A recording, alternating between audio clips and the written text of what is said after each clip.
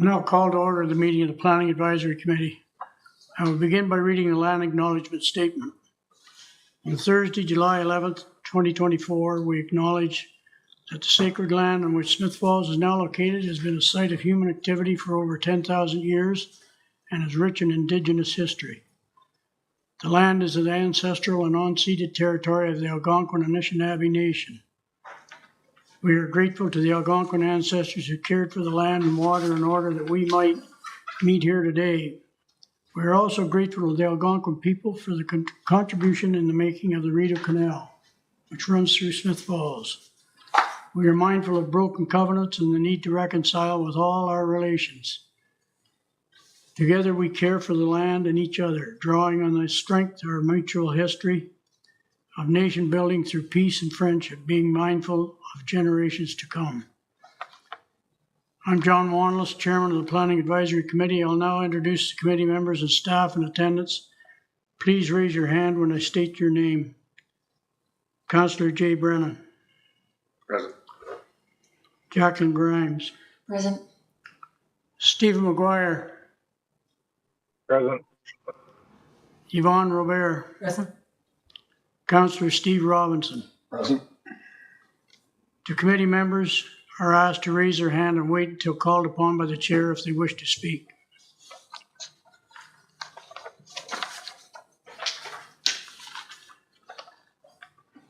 Second item on our agenda, can I have a motion to approve the agenda? Moved by Steve, seconded by Yvonne. All in favor?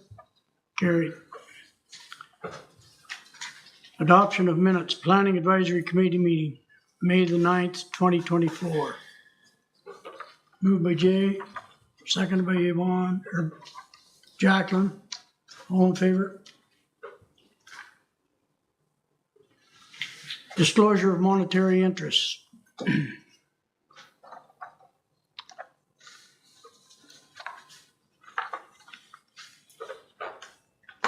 I'll now move over to open the public meeting portion of the Planning Advisory Committee meeting. Zoning bylaw amendment application which proposes to accommodate text and mapping changes to the subject area identified in the key map as Bellamy Farms Subdivision Phase 3. The zoning amendment application is seeking 3 amendments to the zoning bylaw as required by the conditions of the draft subdivision approval of the Bellamy Farms Subdivision. Phase 3 obtained on March 25th, 2024.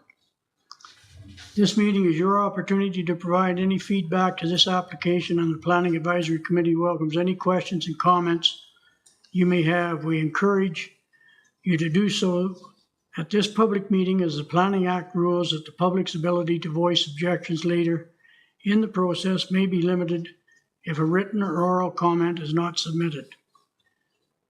Town Council is the approval authority for the applications of amendments to the zoning bylaw. The committee will review the application and any comments or concerns from the public to inform their recommendation to Council for the proposed zoning bylaw amendment. I will now pass the meeting over to Planner 1, Richard Grant, to report on the notification and summary of consent application ZA-24-01. Following his presentation, we will open the floor to comments from the public, the applicants, or their agent. In attendance, we will all have an opportunity to address any concerns brought to the floor by the public. Richard? Okay. Today we'll be discussing zoning amendment application ZA-2401 for Bellamy Farms Phase 3 modifications. So right here on this map, we can see the key map. So there are 3 things identified on this key map. The first part would be block 35, which is to be zoned open space, and block 36, which is to be rezoned open space, wetland, and block 29 to 33 will be rezoned residential type 3 special exception. For Phase 3 of Bellamy Farm subdivision, the applicant proposes 3 things: to rezone block 35 as identified in draft approval from residential type 3 special exception to open space to create a park. rezone part of Block 36 from residential type 3 to special exception 2 to open wetland to open space / wetland to accommodate a stormwater management facility and passive recreational area. Rezoning Block 29 to 33 to residential type 3 special exception 2 to a new residential type 3 special exception zone.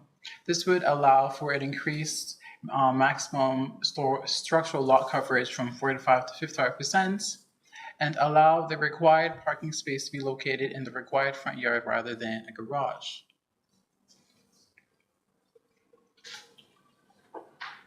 So this is a bit of background on the application. In March of 2024, Council gave draft approval to Phase 3 of Bellamy Farm subdivisions, and this is the final phase of the subdivision. The primary purpose of this zoning amendment application is to seek approval for 3 of the amendments brought forward today. Through this application, Parkview Homes attempts to complete one of the 56 draft plan approval conditions by achieving zoning compliance. All 3 zoning amendment requests can be reviewed and approved individually. This is a note for the committee. Looking at amendment request number 1. So block 35 will be dedicated for parkland use and is proposed to be rezoned to open space to create a park. The park configuration and lot has already been confirmed through draft approval, and any conversations about the park design will be discussed at a later date.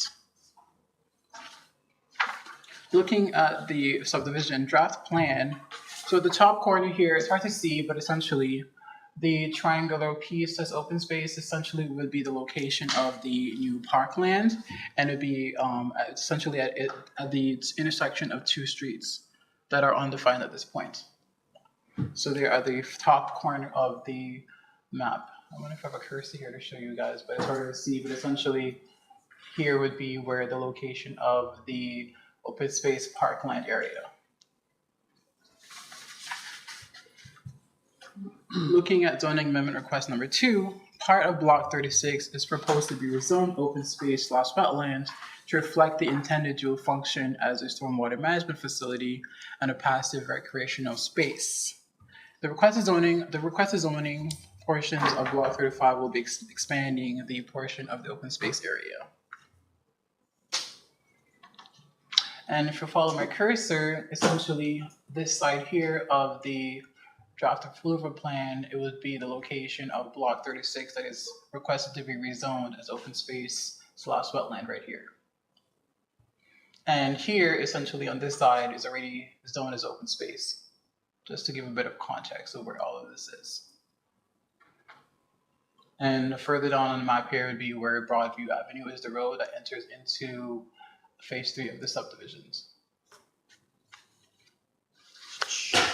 Looking at zoning amendment request number 3 to rezone blocks 29 to 33 from residential type 3 to special exception to a new residential type 3 special exception zone to allow for a 10% lot coverage increase from 45 to 55% and to allow for the required parking space to be located in the required front yard rather than a garage. So in other words, essentially the front space where you'd be having your private garage won't be part of the proposed plans for blocks 29 to 33. And that would be on the bottom half of the draft subdivision plan right here. So here we have the conceptual townhouse site plan. This sort of gives a view of what the townhomes will be looking like in terms of a site plan. So we can see here that we have the driveways as proposed. And so one townhouse will be sharing a driveway between 2 homes, and then we'll have the walkout at the back here. So this is where the amenity spaces will be located in the back of the property. The townhomes in the middle, and in the front half we have the driveways here. And then the front would be just the front yard. Here we have the conceptual renderings for the property. So as you can see, the bungalow townhomes here and the cars parking in the front yard with no garages. And here's an alternative of the same architectural renderings. Now for the public agency and department feedback, it was circulated to the Department of Public Works and Utilities, Community Services, our Chief Building Official, and the Rideau Valley Conservation Authority because it's adjacent to a wetland. The RVCA does not object to the application. They only recommend that using low impact development techniques to minimize the impacts from the proposed 10% lot coverage increase. The Department of Public Works at this point is still reviewing the application and they have not finalized the review at the time of the report, so we can't offer any confirmed comments as it relates to the engineering. The CBO and the Community Services Department does not have any objections to the application and have no further comments on this proposal. In terms of a planning evaluation, we looked at different policies in the official plan and the zoning bylaw. So for the official plan, we looked at the general town design in terms of policies, infrastructure, and residential land uses.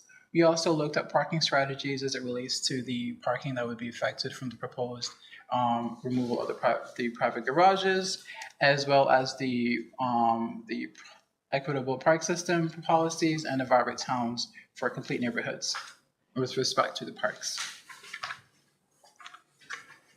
So at this point, when the committee has reviewed the application and has provided any comments, the next step would be to provide a recommendation that would go forward to council for review. So council can either review and approve all of these amendments at once or give an approval for each individual one. It's up to you. But that's the end of my presentation. Thanks, Richard. At this time, I'll now call upon the applicant. Is there anybody that wants to speak in this?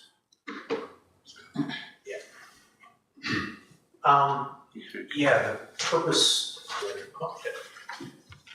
You should come up here, just mic. Yeah. I can speak to the townhome and the changes that we'd like to make to the zoning on that one. The primary goal here is to have a design without a garage accepted. Our goal here is to, based on the request of this committee, when we met last on this subdivision, we have endeavored to put more diversity in, which is giving us 4 different types of townhomes now. We have more than doubled the amount of bungalows as was requested in this design, and with this new design, eliminating the garage, our goal is to create a more affordable home. So we're able to do a smaller square footage bungalow because of the particular lot selection. All of these bungalows are going to be a smaller square footage, but they're also going to have a walkout basement, which really gives back some of that square footage in the basement. But in order to achieve what we were looking for, we need to roll the garage space that's typically taken up in these designs into living space. So that's what's driving the request. We have on these particular units, the parking will be in the driveway as opposed to in a garage. We've got the majority of these units will have from back of curb to the front of the house, we'll have 11.75 meters, which is slightly over what Town of Smiths Falls requires for 2 parking spots. I believe it's 5.5 for the length of a parking spot. Yes. Right. So we're a little over that. So we'll have 2 parking spots in each driveway. One is on property and the other one is in the municipal road allowance at the bottom of the road. And then the units, there's a few of the units have the sidewalk running in front of them, so they're slightly reduced. They have 10.5 meter driveways as opposed to having the 11 3/4. So very comfortably fit 1 car in, very comfortably fit 2 smaller cars. If you were trying to get 2 pickup trucks in there, you're probably going to have trouble with that. But to get 2 regular passenger vehicles, economy cars in those parking spots as well, you shouldn't have any trouble fitting those in. So again, our goal here is a lower cost affordable housing option. These houses are being done at 864 square feet. They are being built to Energy Star standards. All of the important features of the house, the design, the primary construction are being done in a very high quality. But when it comes to the interior of the house, we're going to be rolling these products out with more of a builder grade finish an unfinished basement at the lowest level purchase price. So what we're trying to create is an opportunity for younger generations to get their foot in the door the way we used to do when we were younger. Get what you can get started, and then add on to it as you go. So down the road, if they want to up the grades of some of the finishes inside the house, new faucets, new flooring, that type of thing, that option is there. They've got another 864 square feet in the basement that they can build out. Because it's a walkout, it's got patio door access to the rear yard. It's also got a rear window, which gives you the option to put a third bedroom in the basement if necessary as well. So the goal with this unit is to, again, just to provide a lower cost option for, in my opinion, the younger generation that's kind of lost hope in ever owning a home at this stage, to get their foot in the door in more of a base model type home, so that they've got something they can build on and move forward with. But unfortunately, to do that, the only way we can make this work is by turning that garage space into living space to keep the square footage up.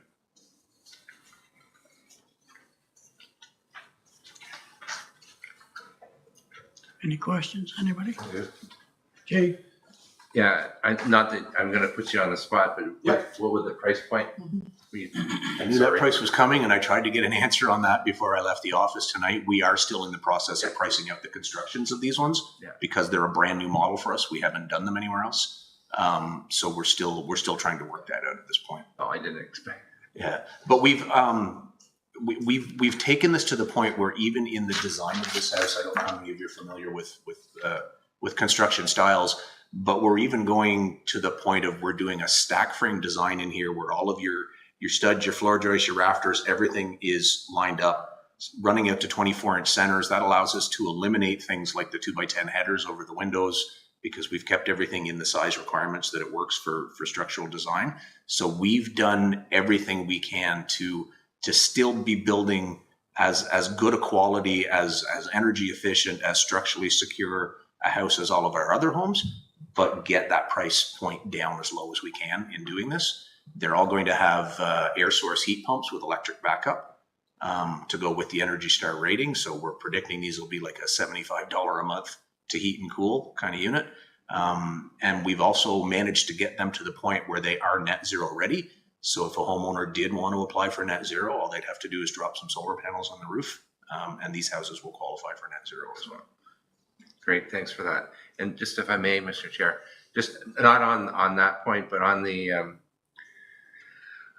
block 35 and the open space, that's really good.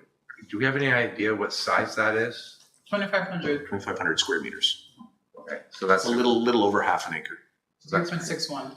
Yeah, that's great. I mean, I took a drive through there a couple of times this spring, and then just the other day, and I'm thinking it's getting pretty full, and open space is good. And I know that on that map, on the sort of on the left hand side, there's a big track of it as well, right, Carl?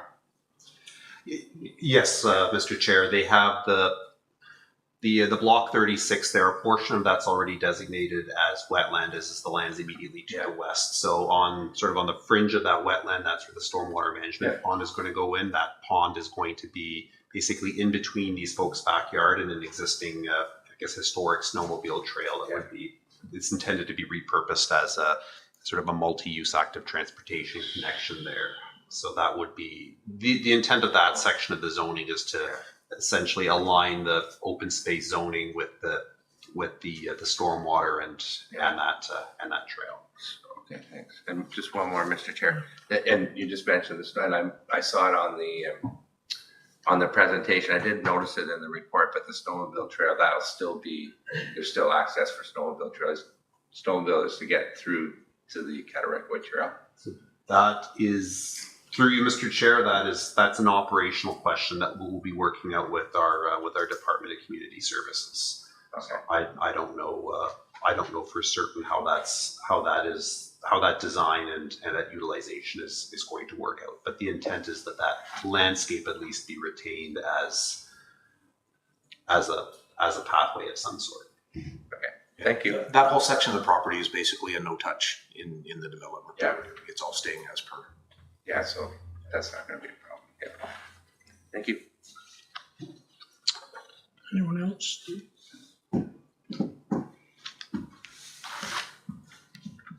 Thanks. Okay, thank you.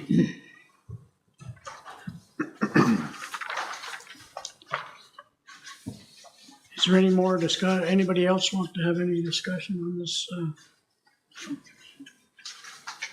No? The only, I would move to support the application with the caveat that it's be subject to Public Works positive responses.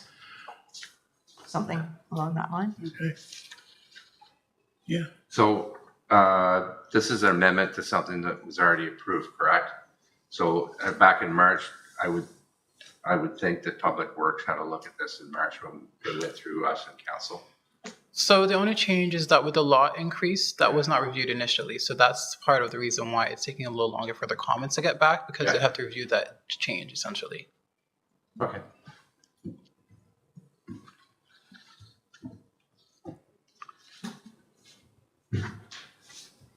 okay, Chair? Carl has.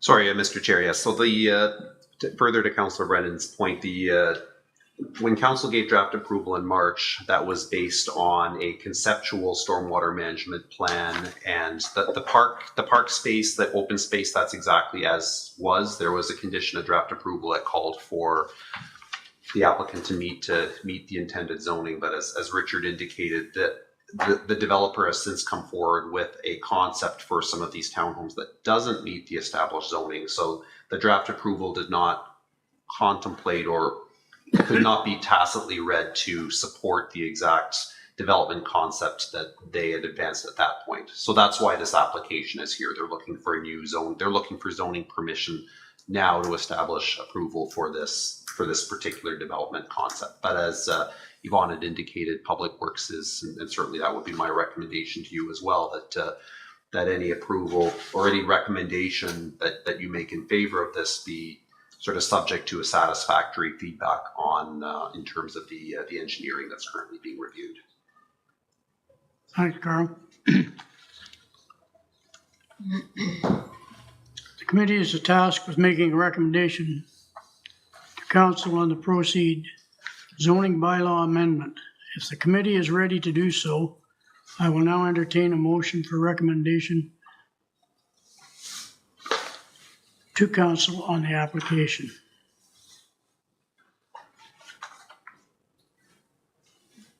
Yvonne? What Carl said. I would recommend approval with subject to positive review by the Public Works. That's your draft wording. Okay, shared. I'll second that. Jay will second that. All in favor?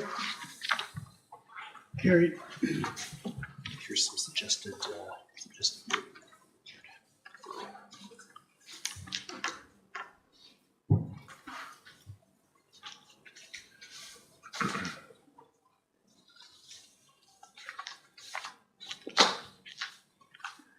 Okay, here I'm going to reread this. That the Planning Advisory Committee hereby recommends that the council approve zoning bylaw amendment application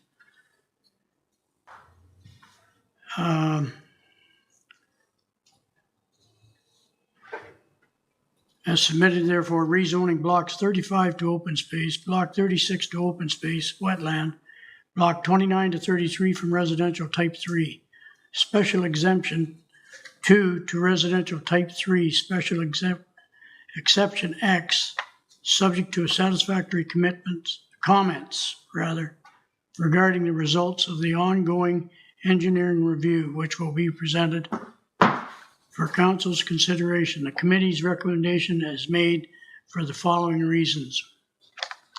You all agree with that? So the committee that draft resolution was prepared by staff, and it's over to the committee now if you want to run with that, or if you wanted to modify that or provide specific reasons. Okay, no, I don't have any specific reasons. no. I'm fine. Okay, all in favor of that then? Carried. Okay.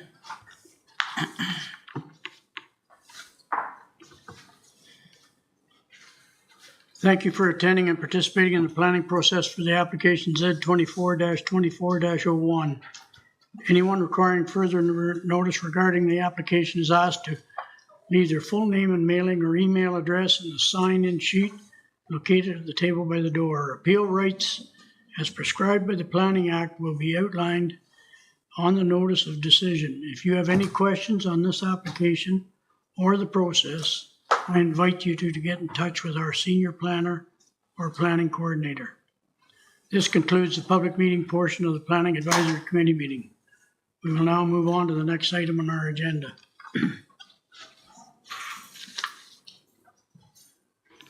Item number 6, priority issues.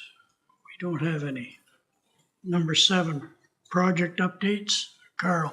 Just a very quick update for committee. So as the committee is likely aware, we've awarded the official plan project and the official plan and transportation management project to Dillon Consultants. We've entered into a project contract with the consultants, and at the end of this month, we'll be having a kickoff meeting. The steering committee, consisting of some department heads, the CAO, and Yvonne ably representing this committee, will be meeting with Dillon to discuss the project and some of the things that we're looking forward to. So I'm really excited to get this moving forward. It's going to be a transformational project for the town of Smith Falls, and really looks at both transportation and land use and a whole variety of planning to essentially set the stage for the next 25 years. So we will certainly keep this committee and council updated as that moves along.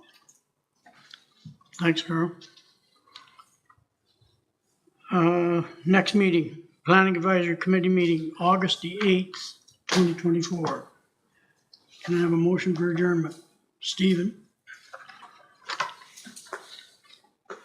Thank you.